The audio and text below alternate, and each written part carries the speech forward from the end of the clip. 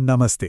कभी ऐसा सोचा है कि स्वतंत्रता को पाने की कोशिश असल में हमें उससे और दूर ले जा सकती है? ये एक बहुत ही गहरा विचार है जो हमें ऋषि अष्टावक्र से मिलता है। उनका ज्ञान हमारी मुक्ति की हर धारणा को, हर कोशिश को एक तरह से चुनौती देता है। चलिए आज इसी गहरे रहस्य को समझने की एक कोशिश करते हैं। देखिए, अष्टावक्र ऋषि क्या कहते हैं? वो कहते हैं, आप अक्रिय हैं, कोई भी अभ्यास या ध्यान आपको सिर्फ बंधन में रखेगा। अब ये बात सुनने में कितनी अजीब लगती है ना? इसका मतलब तो ये हुआ कि हम जो कुछ भी करते हैं मुक्ति के लिए, चाहे वो ध्यान हो, योग हो, कोई साधना हो, वही हमें और ज्यादा बांध रहा है। मतलब जिस रास्ते को मंजिल समझकर चल रहे थे, क्या वो खुद ही एक भटकाव है? आखिर ये कैसे हो सकता है? तो यही वो सवाल है जिसके इर्द गिर्द आज हमारी सारी बातचीत घूमेगी कि आज़ादी की तरफ जाने वाला रास्ता हमें गुलामी में कैसे जकड़ सकता है।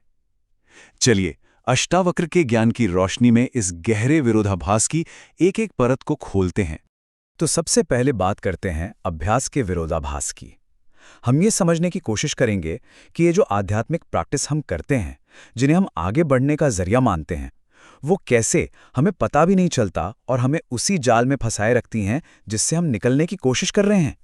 अष्टावक्र ऋषि के हिसाब से बात बहुत सीधी है। जिस पल हम आज़ादी को ढूंढना शुरू करते हैं, उसी पल हम मन ही मन ये मान लेते हैं कि हम बंधे हुए हैं। शांति की तलाश का मतलब ही है कि हम अशांत हैं। तो ये जो खोज है, ये कमी के एहसास को और पक्का कर देती है। और बस हम एक ऐसे गोल चक्कर में दौड़ने लगते हैं जहां मंजिल हमेशा एक कदम दूर ही नजर आती है। तो सवाल उठता है, अगर कुछ करना हमें बांधता है तो फिर सच क्या है? रास्ता क्या है? अष्टावक्र ऋषि कहते हैं, सच कुछ करने में है ही नहीं, सच होने में है। और हमारा जो असली स्वरूप है, हमारा जो मूल स्वभाव है, वो तो पहले से ही, हमेशा से ही आजाद है, स्वतंत्र है। अष्टावक्र के अनुसार हमारा जो सच्चा मैं है, वो है विशुद्ध चेतना, प्योर अवेयरनेस। अब इसके गुण समझिए। ये अक्रिय है, मतलब ये कुछ करती नहीं, बस देखती है। ये बंधन मुक्त है, इसे कोई चीज बांध नहीं सकती। ये स्वयं प्रकाशित है, मतलब इसे जानने के लिए किसी और रोशनी की जरूरत नहीं। और ये पूरी तरह से शुद्ध है। जरा सोचिए इसका मतलब कितना गहरा है। इसका मतलब है कि हम पहले से ही वो हैं जो हम बनने की कोशिश कर रहे हैं। कुछ भी पाने की जरूरत ही नहीं है, क्योंकि सच तो यह है कि कुछ कभी खोया ही नहीं था। अब ये विचार थोड़ा गहरा है, समझने में मुश्किल लग सकता है। तो इसे आसान बनाने के लिए अष्टावक्र एक बहुत ही सरल सा उदाहरण देते हैं। चलिए एक आईने के बारे में सोचते हैं। एक आईना क्या करता है? उसके सामने जो भी आता है वो उसे हूबहू दिखा देता है।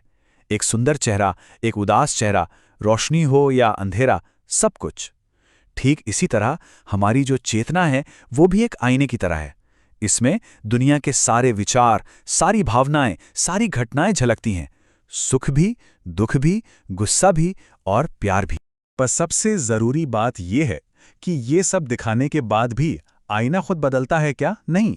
अगर वो आग की लपटों को दिखाए तो वो जलता नहीं, अगर वो पानी को दिखाए तो वो गीला नहीं होता।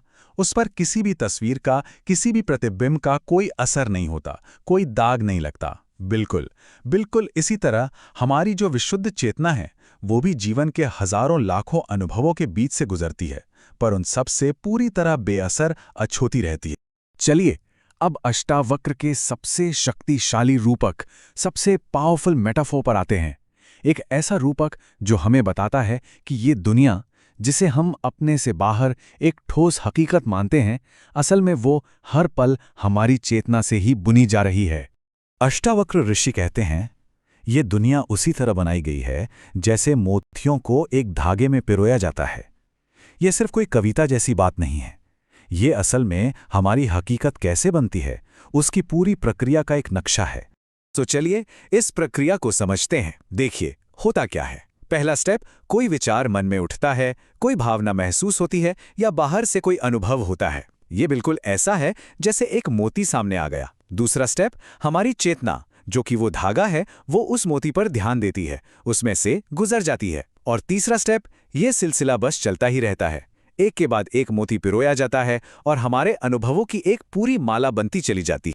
इसका मतलब बहुत गहरा है। इसका मतलब है कि जिसे हम बाहरी दुनिया कहते हैं वो असल में हमारी चेतना का ही एक लगातार चलने वाला प्रोजेक्शन है। हम सिर्फ दुनिया के दर्शक नहीं हैं, नहीं, हम तो अपनी ही चेतना के धागे से, अपनी ही अनुभवों के मोतियों को पिरो कर हर पल अपनी दुनिया खुद बना रहे हैं। और जानते हैं, इसी को माया कहा गया है। ये जो दुनिया का लगातार बदलता हुआ, झिलमिलाता हुआ बहाव है ना, ये जो मोतियों की मालाएं जो कभी एक जैसी नहीं रहती है, हमेशा बदलती रहती है, बस यही माया है। ये मोती ही माया है। सुंदर हैं, हमें खींचते भी हैं, लेकिन एक पल में है और दूसरे में नहीं। तो चलिए अब इन सभी बातों को एक साथ जोड़ते हैं। अभ्यास का वो विरोधाभास, हमारा असली स्वरूप और ये दुनिया बनाने की प्रक्रिया, ये सब हमें एक आखिरी, एक प्रकाशमान सत्य की ओर लेकर जाते हैं। तो अब तस्वीर बिल्कुल साफ है। एक तरफ है ये मोती, यानी हमारे अनुभव, हमारे विचार, हमारे काम, ये बदलती हुई दुनिया, इसमें शोर है, हलचल है। और दूसरी तरफ है वो धागा, वो विशुद्ध चेतना जो इस सबको बस देख रही है, जो साक्षी है और जो कभी नहीं बदलती। ये मौन है, स्थिरता है।